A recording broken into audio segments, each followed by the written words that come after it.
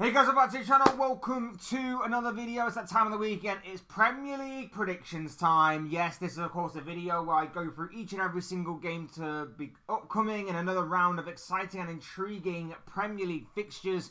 Go through each game, talk about them, preview them, analyse them, and of course give my predictions on how I think each and every single game will go.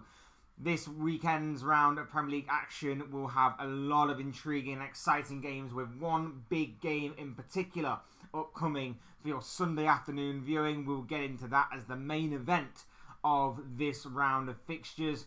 But before we go any further and talking about all the games, I would like to remind you all to please like the video and also subscribe if you're new. Both things are always and very greatly appreciated. And also get involved in the comment section as well. Let me know your thoughts, comments, opinions, mainly though your predictions, because it says after all a Premier League predictions video. So get involved with your predictions down below. Let me know what you think about each and every single game to come up this weekend. And that would all make for great and interesting reading, I'm sure. But without further ado, let's get on with the predictions and let's get on with the games. And first and foremost, we're going to kick things off with Saturday's lunchtime fixture, which will see Manchester United take on Everton. And I've gone with a 1-1 draw for this one. I really cannot decide which way this way is going to go. I think the positive news for Manchester United is the possibility that Rasmus Højlund might be back for this game.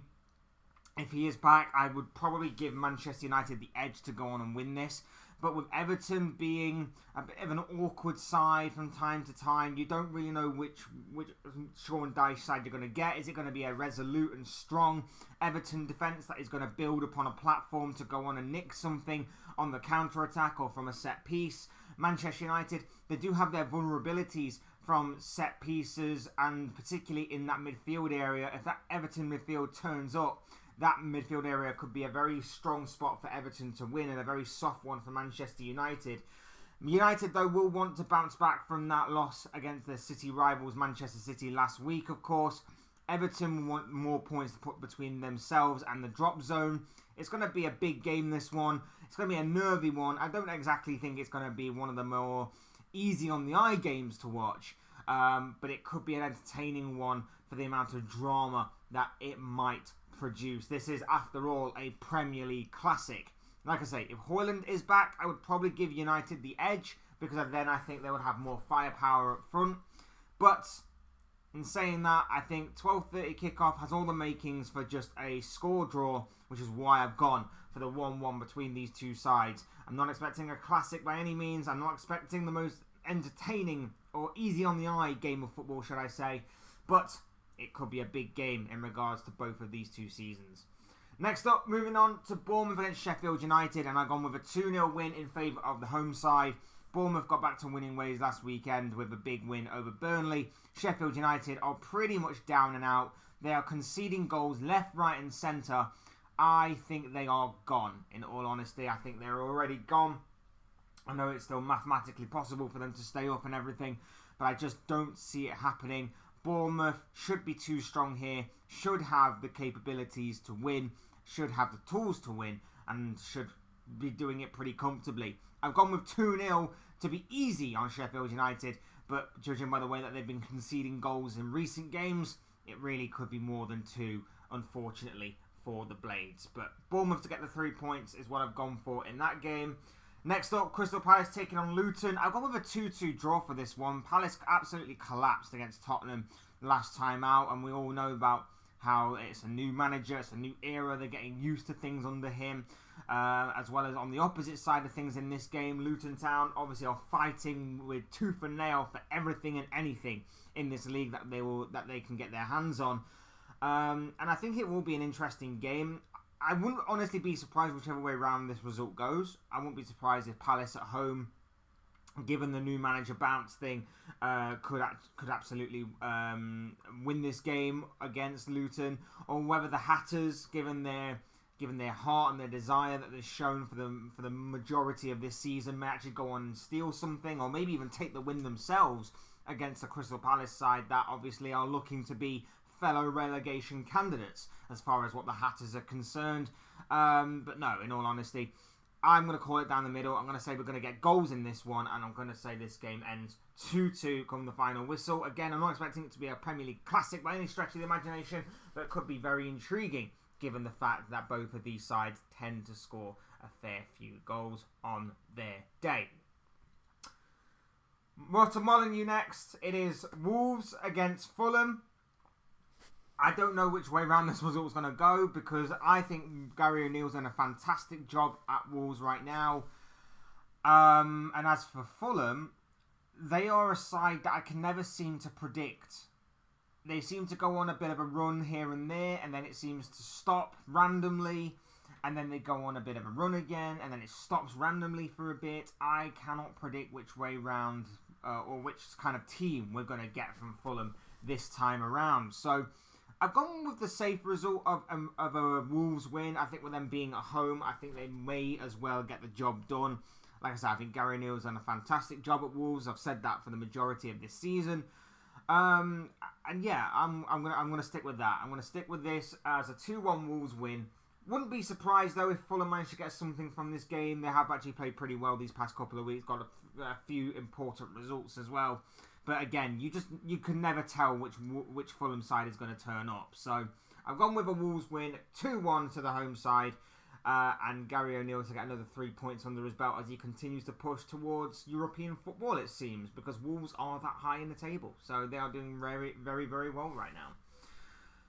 Next up, in Saturday's evening game, we have got action from the Emirates as Arsenal welcome Brentford to the Emirates Stadium. And I've gone with a 4-1 win in favour of the Gunners. Look, Arsenal in recent weeks have been dispatching teams left, right and centre. And I made a video on them earlier on this week. I talked about how they're facing teams at either the right time, or they're just too good for certain teams, or they're facing teams that are just poor in general. This is another example of Arsenal facing a team that is in a poor run of form right now. Brentford haven't been great for the majority of this season. I think their season is going a little bit under the radar, considering that there are other teams at play and other teams are stealing the spotlight.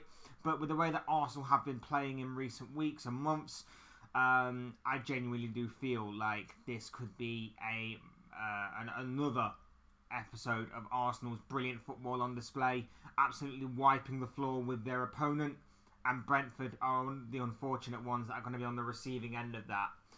I've gone with 4-1. I think Arsenal will get the job done. I think they'll get plenty of goals. They'll aid their goal difference even more so. But Brentford, you never like to discount Brentford, especially with the counter-attacking display that they have and the threat on the break that they have, because very much Arsenal could play into their hands with that counter-attack that they have, which is why I have backed them to at least score one goal. Maybe a certain Arsenal target in Ivan Toney will be back on the score sheet this weekend for the Bees. Maybe a bit of a dress rehearsal for maybe a summer move to Arsenal, perhaps. I don't know. Who knows? We'll obviously have to wait and see on that one. But yes, I have gone with an Arsenal win. I've gone with Arsenal to wipe the floor with Brentford. A 4-1 win in favour of the Gunners. And yeah, I think it's simple as that, really. They're going to keep up the pressure on the likes of Manchester City and Liverpool, who of course play each other on Sunday. So it should be big for the title race, this one, and it could play very much into Arsenal's hands for what the rest of the weekend may have in store for the title race in particular. Moving on to Sunday's games, and first up we have got action from Villa Park as Tottenham make the travelling way down, or up should I say, to the West Midlands to take on Aston Villa. I'm expecting goals in this one, which is why I've gone 3-2 Aston Villa. This is a massive game in the race for the top four. Of course, there is no telling whether or not the top five in England will actually make it into the Champions League, due to obviously the... I forget the word now, but essentially either the top four or top five is going to make it into next season's Champions League. We don't exactly know yet, because it's based on merit as to how the teams from those particular nations progress in those competitions. So this could be a huge game for both of these sides, and one that I think both of these sides will be looking to take advantage of. Villa's home form just about edges it for me. The form of Ollie Watkins in particular just about edges it for me. But I am expecting goals in this one. I'm expecting, with the way that both teams set up, with the way that both teams play, especially with Aston Villa being at home, playing that high line, it could work in Tottenham's favour. And of course, likewise, with the way that Tottenham play, could work in Aston Villa's favour as well. So I am expecting goals galore in this one. I'm expecting a 5-goal thriller. I'm expecting an absolute classic. I'm expecting an absolute insane game of football. One that I am hoping and praying that is full of goals, because I've gone with that kind of prediction. But yeah, I'm expecting a great game of football before our very eyes. Very end-to-end, very basketball-like. And I've just about given the edge to Aston Villa, purely based on the fact that they are the home side in this one, and their home form is very, very good. And Unai Emery's side just seems to find a way, constantly, time and time again, of working it out and getting the job done when it matters most. So that's what I've gone for there. I've gone with a big 3-2 victory in favour of Unai Emery's side there. Next up, Nottingham Forest travel away to the seaside to take on Brighton this Sunday. I've had a difficult time predicting this one because I really, for the life of me, cannot work out what's going on at Brighton right now. Sometimes they are very, very good and they're very dangerous and they're very ruthless. Other times they slip up massively, and that's what we saw last week. We saw them slip up massively last week with another loss to Roberto De Zerbi's side. Forest, on the other hand, played very well against Liverpool, gave a good account of themselves, may feel a bit angry and annoyed that they didn't manage to hold on at the end against Liverpool, in which Liverpool were 1-0 winners in the 99th minute of play. They'll be hoping, obviously, they can actually go the full time allotted this time around for normal time and extra time, of course. But I, for the life of me, cannot work out this one. I was toying with the idea of going in with a 2-1 Forest win. I think maybe being back at the Amex may help Brighton a little bit in this one. But Forest need to get points on the board massively. We all know that. We all can see that their position in the table isn't exactly a comfortable one. And especially with a Premier League charge hanging over their heads as well. And the possible fear of a points deduction only adds to that worry. Like I say, I wouldn't be surprised if Forest managed to pull off a win here. They have been playing pretty well and have been improving week after week under Nuno Espirito Santo. But again, Brighton have the opportunity here. Brighton have the capabilities to rip Forest apart and cut through Forest like a knife through hot butter. In saying that, will they actually do it or not remains to be seen. Like I say, it's interesting times at Brighton right now in terms of De Zerbi, and obviously there's Europa League football back on the menu now for the Seagulls that they'll have to contend with. So maybe the extra 90 minutes or so there may play a factor in this game, which could again work in Forest's favour. So I wouldn't be surprised if Forest get the win here. But as far as I'm concerned, I'm going to stick with my draw and go with a 1-1 draw. The points are going to be shared at the end of this one. So, fine, fair enough. Next up, West Ham taking on Burnley. And I've gone with a 2-1 win in favour of the Hammers. Now, the Hammers are actually on a bit of a run right now. A couple of games unbeaten. A couple of games back on the winning side of things. Burnley, I think, are down and out, similar to Sheffield United, but it isn't for them that are not trying. They simply, like I've said time and time again in recent videos, lack a clinical or intelligent game management edge in certain big moments in games, and just lack a bit of quality in the final third to score the chances that they create, or even in the defensive third to keep out stupid goals. There's just a lack of inexperience, there's a lack of game management, there's a lack of clinical edge, and those are the three things that you're going to need if you're going to want to try and stay up in this league. Three things that, unfortunately, for Burnley and Vincent Kompany, they simply do not have. You wonder how long they may stick with him. They wonder if a result like this that I'm predicting on Sunday may tip the scales more in him being sacked. Either way, I'm expecting West Ham to get the job done. Another 3 points under the belts of West Ham, and another push towards European football for one David Moyes and his Hammers side. Big win expected here for West Ham. And of course, another win to get under their belts in what they are building a bit of form right now. So I'm expecting a win for West Ham in this one. Not expecting it to be a classic by any stretch of the imagination. I actually think that West Ham will be content to let Burnley push forward, push onto them, and then for West Ham to hit them on the counter-attack, as they tend to do in these types of circumstances. So I'm expecting a very good counter-attacking display from West Ham. Burnley to play the way that they are doing. They've shown no reason why they would change their approach in any of this kind of fixture, any of this kind of scenario. But it is a big 3 points on the line for Vincent Kompany's side that maybe he should probably consider adapting his tactics for and tweaking his approach for in regards to this one if they need to get points on the board. So interesting things to talk about and to lie ahead there, but I have gone for a West Ham win in this one. Monday night, we're going to jump ahead to Monday night's game. It is coming from Stamford Bridge, where Chelsea will host Newcastle. And again, another Premier League classic, this one. Another exciting and intriguing game that, again, I struggle to predict. I can never predict these two sides. Newcastle are difficult this season. They've been very inconsistent, very hit and miss from time to time. I know their away form isn't exactly great, and they are coming against a Chelsea side who, again, are a bit awkward. You know, they'll play really good for about 50-odd minutes and then really poor for 40. Or they'll play really good for 45 minutes and really poor for the other 45. Or they'll play good for 20 minutes and then bad for another 20 minutes. And then good for another 20 minutes and then bad for another 20 minutes. And then good for the final 10 minutes. It's really, really weird as far as what these two sides are concerned. And it's going to be a very inconsistent and I would believe to be very nervy game that is going to be played out before our very eyes on Monday night when these two teams clash. Look, I would normally be inclined to go with a Newcastle win. I wouldn't be surprised if Chelsea managed to steal it at the end, some sort of smash and grab kind of thing, a 2-1 or something. I wouldn't be surprised if that was to happen.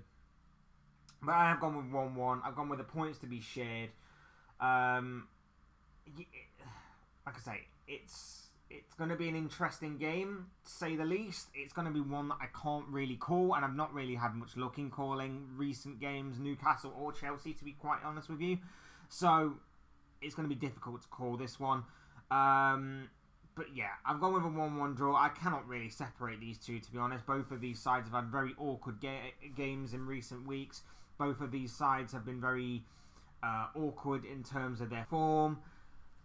It's going to be difficult, but it could make that's what could make it for an intriguing game of football, to say the least, as well. So I'm looking forward to this one. I'm looking forward to watching this one play out before our eyes, but at the same time, I've not got my hopes up that this is going to be I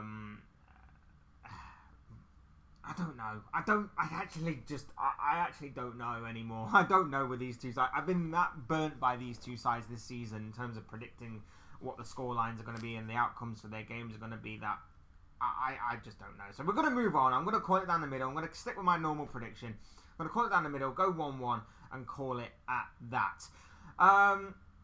Last and certainly not least, biggest game of this round of fixtures by a mile. The main event of this round of Premier League fixtures that is upcoming this weekend takes place at Anfield. It is top first versus second. It is Jurgen Klopp taking on Pep Guardiola for potentially the final time in his Liverpool career.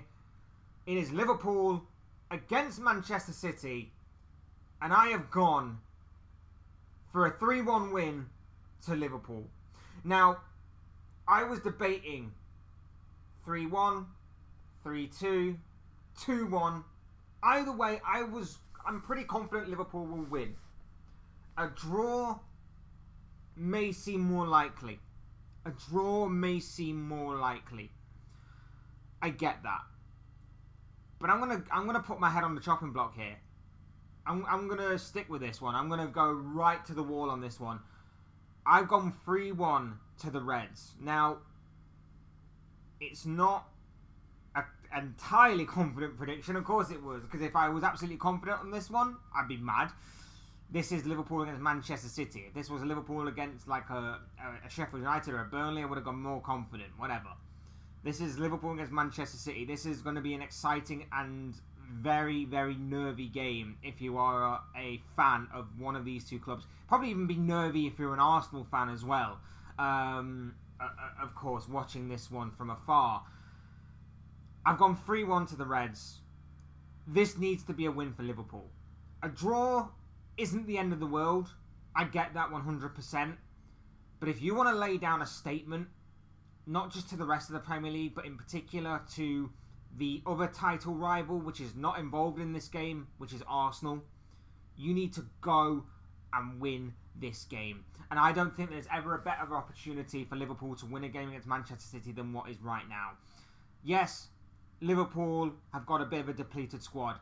The fortunate thing is we're getting some of those players back. Núñez announced his return with a bang last week, scoring the winning goal against Nottingham Forest. Dominic Szoboszlai back in that game as well. Endo back in that game. And the main one in particular, the return of the king this week in Mohamed Salah. He's returned to training and fingers crossed plays some part in this game.